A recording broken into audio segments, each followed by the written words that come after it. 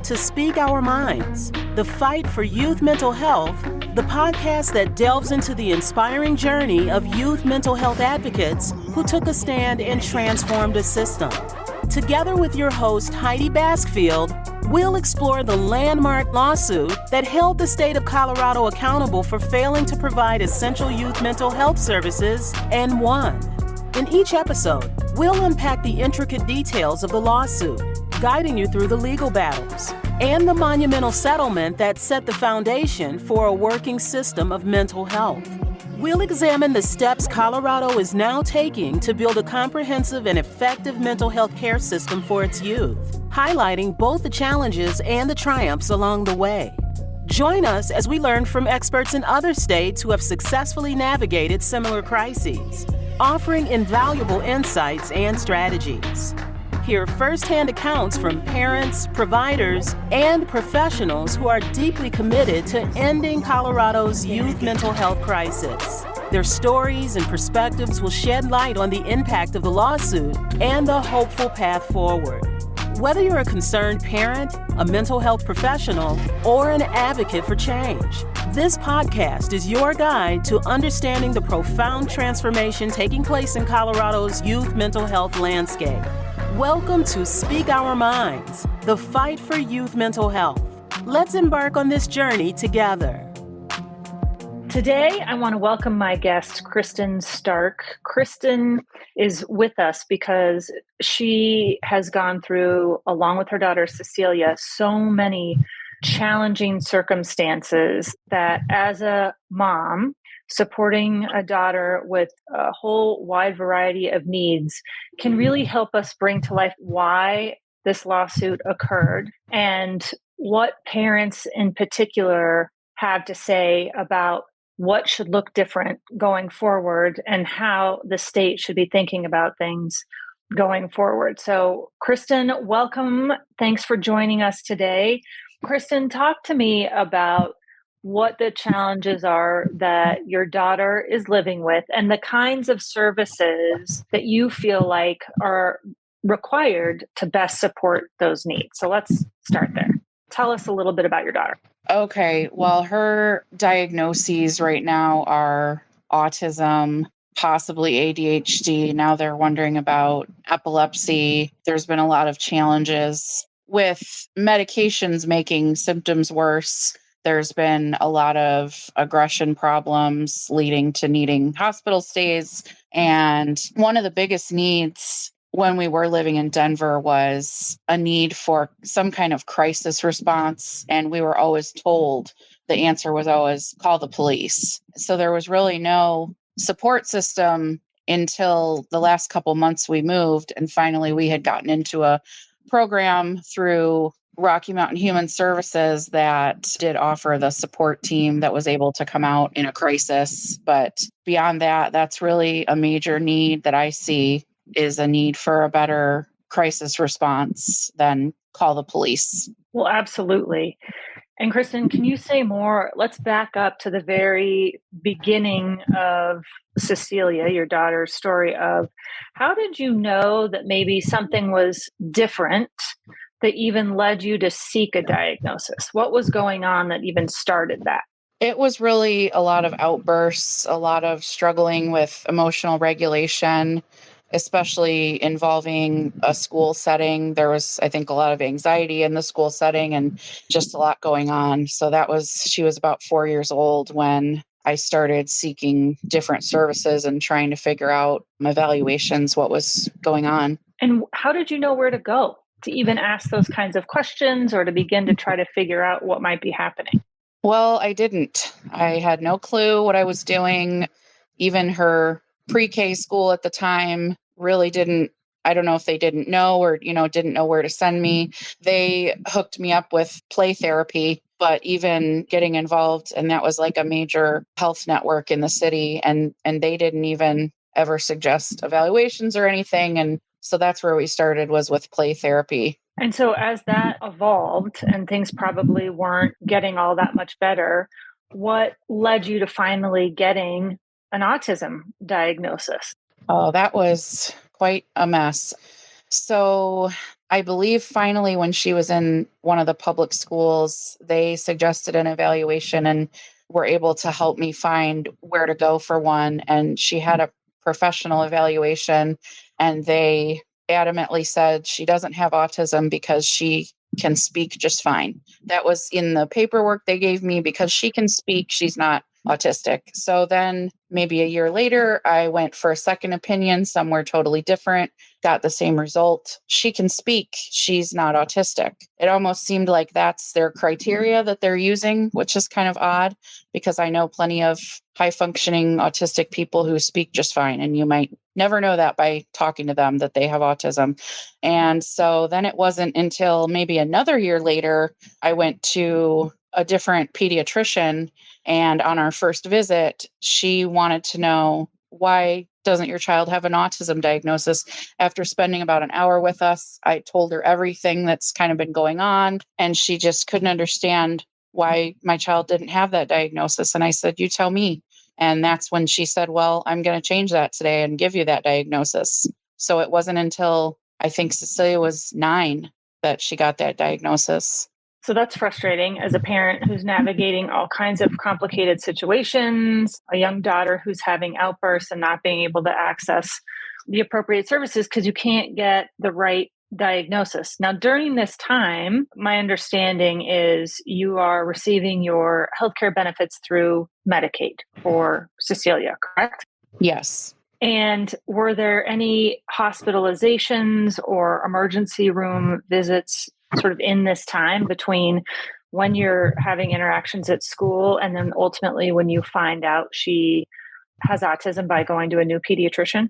Yes, there was, I think, 2 or 3 inpatient hospital stays and probably almost 24 emergency room visits. What happened? Can you say more about what happened in those like what your experience was during those emergency room visits, like what you had hoped would happen and then what actually happened?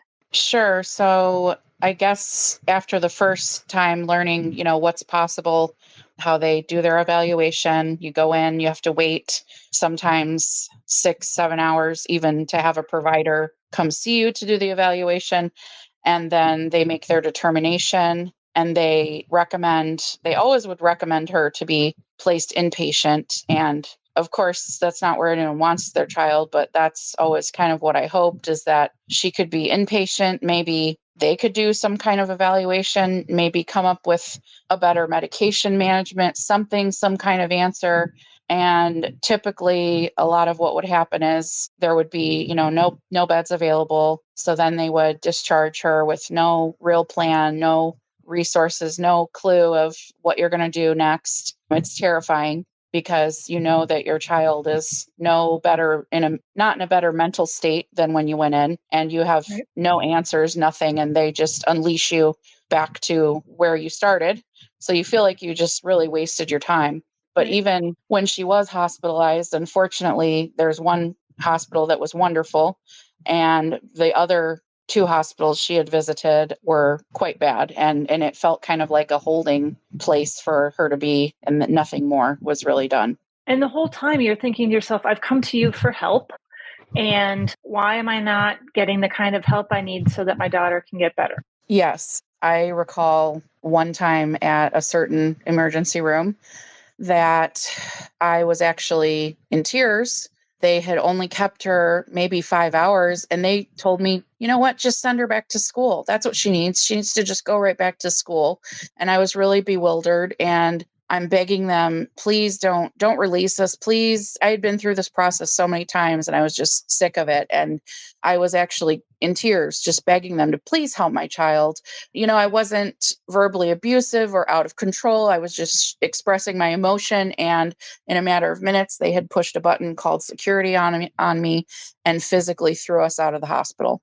That's unbelievable. That's unbelievable. And I'm so sorry for that as the experience. We look right to our partners in the provider world to be there and have empathy as we navigate these struggles. And this isn't the story we want for any of our parents.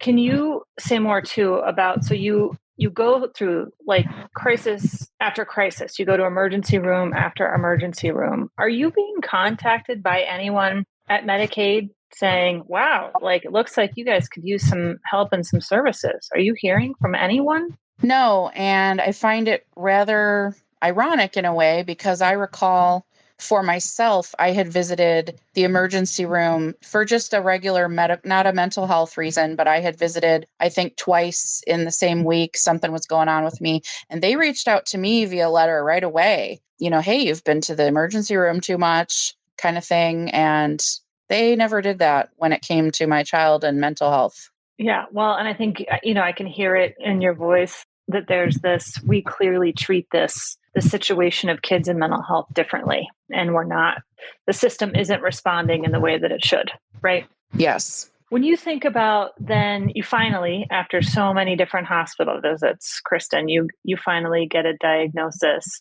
What happened after that? Like, were there different services that started coming online?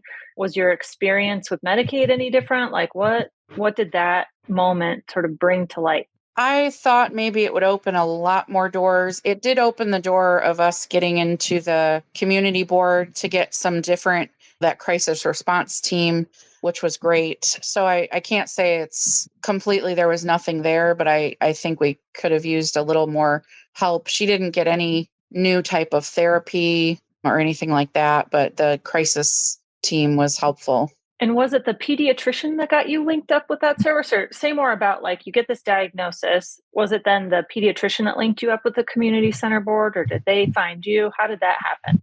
Well, I had heard about this program already from another parent whose child was in the program. But I also knew that without the diagnosis being autism, they couldn't get her in there. So that is where I was kind of waiting for the diagnosis. But yeah, another parent told me about the services, and then I just initiated. Yeah. Again, it's like the onus is on you to try to figure this out. No one's reaching out to say, here's what you need to do. Right. Exactly. Did you ever find yourself in a situation where a care coordinator of sorts, or a case manager, or somebody with that kind of title was reaching out to say, let me understand what's going on and let's figure out a plan to serve your daughter? No, it wasn't until I had met an advocate that we worked with, and she is the one that told me you need to contact Medicaid and let them know you want a caseworker. So based on her advice, I initiated that, and they were able to get someone from Medicaid. So you were like in the emergency room over 20 times. You had multiple hospital stays, and you're clearly on the radar, so to speak, of anyone who is tracking patient data, and no one's contacting you. Correct. Okay. So finally, through the partnership with an effective advocate, you get teamed up with this case manager. Say more about your experience with this person and what came out of now having this resource. I'd like to say there was a lot that came out of it. It was still felt like it was kind of had to be driven by me initiating the meetings and all that. In the end, she was able to help us get into a residential facility. But strangely enough, it wasn't the case manager that did all that, getting her, Cecilia, into the facility. Somehow through our advocate, I got linked up with someone who is the head of behavioral health at Medicaid. And I think after hearing my story, honestly, this wasn't her job, but I feel like she kind of took pity on me.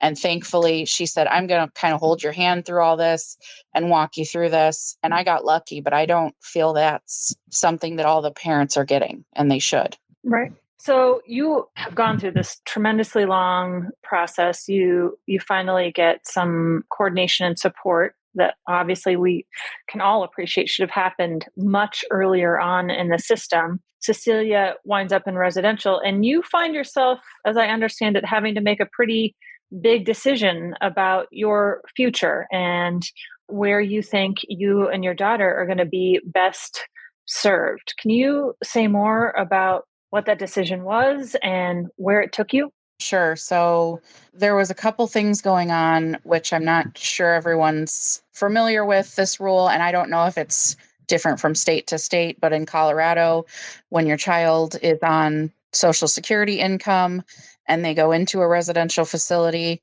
that check is taken, the whole check, to pay, I guess, for room and board. So that was really a shock. And I was left kind of scrambling to try to find a job right away, which, as you can imagine, after going through years of trauma with your child and not being able to work, I mean, number one, it's hard to find any place that'll hire you. And number two, I mentally wasn't in a great state to be just going back to work right away. So that was one huge barrier that we were facing, and not being able to pay my rent where I live and keep her in there. And then the other issue was just kind of living in a big city, lots of crime, lots of trouble to get into. That was exacerbating her condition, sensory overload. And I had the opportunity to relocate us to a smaller area in northern Wisconsin, which that was basically my decision in the end, to get rid of and sell everything we own, put what I could in the car and go. She was in the residential, I think, about a month. And that was what I chose to do.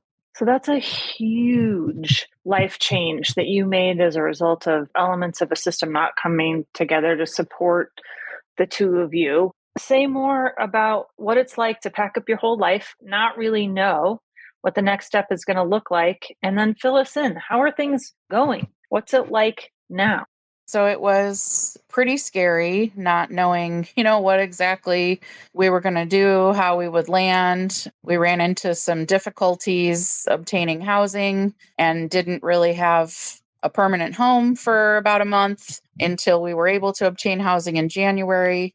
Thankfully, I had gotten Cecilia on the wait list for services up here right away when we moved here. And now she's in the county program that they do here. They coordinate care. They do everything for you. They set up the therapies. They have a lot more services, which is kind of ironic in a way because we're living in a town of 580 people, and the biggest city to us is 2 hours away.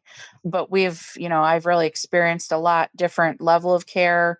Coordination is better here. And in general, I would say my assumption was correct, that I thought being in a city with sensory overload and having all these places to run to, she was running away a lot, all these things I felt would be better if we were in a small little town. And thankfully I was right, because we haven't really had any crises. And, part of that is also due to her doctors getting us on the right track and getting different medications. That's a big part of it. But the other part, I think, is the living conditions for us here are better. We had a very noisy apartment situation with noisy neighbors all the time at the old place, and it was exhausting. And here we don't have that. We have a quiet home. We feel safe. It's such a small town. If she were to go take off anywhere, I don't even know where she would go. It's a tiny little town, and all the police know everyone. They know each other. We've had a few bumps in the road, I would say, but nothing like it was last year. In fact, this is the first summer in 4 years that we haven't had any mental health crisis, no emergency room visits, no hospital stays. That was just a thing that I would know was going to happen every summer. And thankfully, it's been a really nice break. Well, I think all of us who know your story, who know you and Cecilia, and or those who are hearing this for the first time, would first comment on how brave you are and applaud you for paying attention to your instincts and knowing yourself and your daughter enough to know that you deserved a different set of circumstances, and then following through with that. And I know I'm so happy that things are working out better for you and for her in this setting. I think what is heartbreaking is that you had to leave the state of Colorado to get what you needed, right? Colorado has small towns and smaller communities, and you didn't feel like that was an option. You felt like leaving the state was going to be the better situation. And now you have this comparison of how services are coordinated in Wisconsin. What do you feel like is the biggest difference in how the approach works there versus what you experienced here? Well, I know one big difference that I see is when I was in Denver, they have a third party kind of community board that you have to go through. So it's not really technically through the county. Here it is through the county. And she had started a school in November here in Wisconsin. And right away, when they saw her level of need, they initiated and said, let's refer her to this county program. You guys need this. So it feels like maybe that's ingrained in the school system and they're trained to recognize that and reach out. They have people that work with the schools automatically. And then, like I said, you get a case. We have 2 caseworkers that coordinate different services. It's amazing. They take a lot of that burden off of you. They know all these resources that are available. You don't even have to ask for them. They just know what they are and they make the referrals. They take all that off your hands instead of the burden is all on the parent. I mean, it's really great to have that support. It's just been really different in a great way. Yeah, I'm so glad to hear that it's working for you there. I think, what comes up for me as I listen to you is the experience, as you describe it, that you had here in Colorado was one of, I only got what I knew to fight for. And when you're first starting out, how do you even know what to ask for?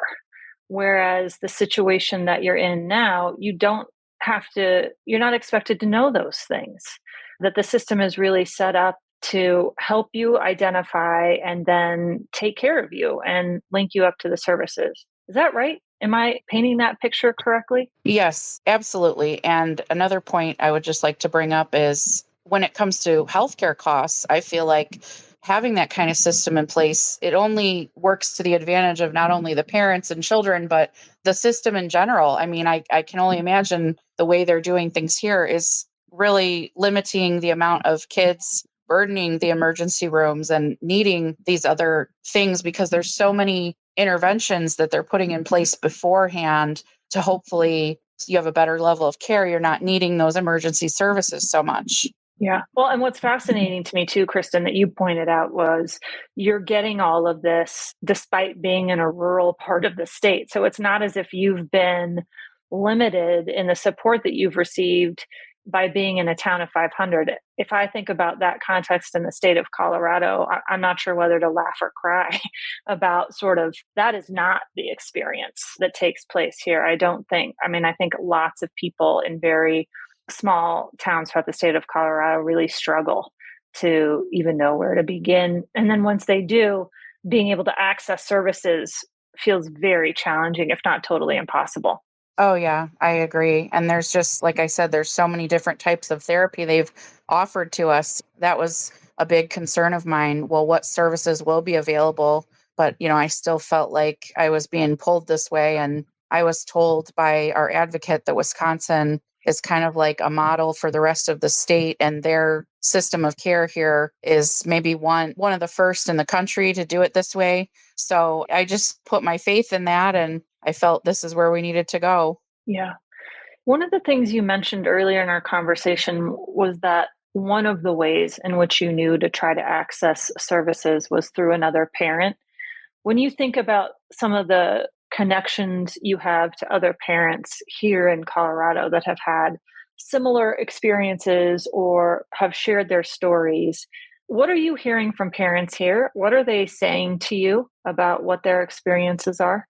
Well, I had someone reach out recently to me through social media. Unfortunately, we haven't had much of a conversation, but the first message I got was it sounded just like our story, just the same experience, going through the same things. It's pretty heartbreaking. I mean, I've heard plenty of other parents sitting in emergency rooms with their children and, having nowhere to go. And I've heard absolute horror stories about a certain psychiatric hospital my daughter was in and their experiences there. I mean, worse even than what she had. So, I mean, these are the places that are supposed to be safe, that are supposed to be therapeutic, helping our kids. And some of these places are just further traumatizing our children. Yeah. When you think of now having the experience that you're having there in Wisconsin, seeing the difference that it's making for you and Cecilia, as we work in Colorado to now advance a body of work arising from a settlement agreement that now requires Colorado Medicaid to create a system of care and a comprehensive system that is responsive to the needs of youth with mental health challenges in the state. What would you say to those who are in leadership, either at Medicaid or even in the legislature, Like, this is what I've learned, and this is where you need to go. What are some of the things that you would impart your wisdom on? What would you want people to know and think about doing differently here in Colorado? I think they need to get with the people from Wisconsin and look at their model. I really do. And do that. Do everything that's being done here. I don't know if that's going to require more dollars to get them more types of therapy, how that would work for these kids. They need to do that. And they really need better crisis response, something other than, that 988 number is great. And I used to call that all the time. And you know what they would tell me? Call the police. I mean, that can't be, because I learned the hard way that not all the police are trained in mental health. They don't respond the best, to be honest. And there was times that they really made me feel terrible. I'll just leave it at that. And so those are the two huge things that I think need to change. And having more, just more facilities for when your kid does need that can't be the answer. Call the police and your kid sits in the emergency room for who knows how long, or maybe they just get sent home. I feel like if your child is really in a mental health crisis, that shouldn't even be allowed by law to just discharge them and go home. Right. Well, when you contrast that, right, with the experiences that kids have with other significant physical health challenges, we would never do that. We would never say, we're not really sure what's going on. It seems like it could be cancer, but we're going to let you go and hope that it all turns out okay. And if it doesn't, I guess we'll see you back in the ED in a couple months. Yeah, because their rule is that they are required to stabilize people when it comes to physical ailments. And you can't tell me that if your kid is in the middle of a mental health crisis that they are stable to go home. So I don't understand why that's acceptable, because they're just as much of a risk of hurting themselves and sometimes others. Right. As we wrap up here, Kristin, the other thing that you shared throughout that really strikes me is there are many complicated components to this puzzle that require lots of different partners coming together to create a working system. And so I heard you say things like you need an effective partnership with your counties. You need an effective partnership with housing agencies. You definitely need an effective partnership with hospitals and, of course, the education system. And that absent the ability for those kinds of partners to be very clear on what their role is, the timing of when and how they play that role, and then how they work with one another is critical to the success and the outcome. And it sounds like those partners see each other as partners where you are and understand how to work with one another, and that feels very different than the experience you had here. That is accurate. Well, Kristin, I can't thank you enough for spending time with us today, for bringing to light in a very meaningful, powerful story why a lawsuit had to take place here in Colorado. That unfortunately your story is pretty common, and we have a lot of families who are looking for this situation to be different, and for kids and families to have their situation look much more like what you're experiencing there in Wisconsin. And it's nice to know that there are places to look to receive guidance and support, to know that it can and should work. And I know we're all cheering you on and hoping for just the very best for you as you continue to navigate the future. Is there anything else you would want to share with people who are listening, or sort of any closing remarks that you want to share now? Yeah, I think this is a perfect opportunity for the state of Colorado to make some great changes. And they're not going to be able to do that without taking into account the parents and the children and listen to what we need. Yeah, I couldn't agree more. It's time. It's time that parents are treated as partners. So thank you, Kristin, for again joining us today, for sharing your story. And we'll hope to bring you back and continue to get insights from what sounds like a pretty powerful experience that continues to improve.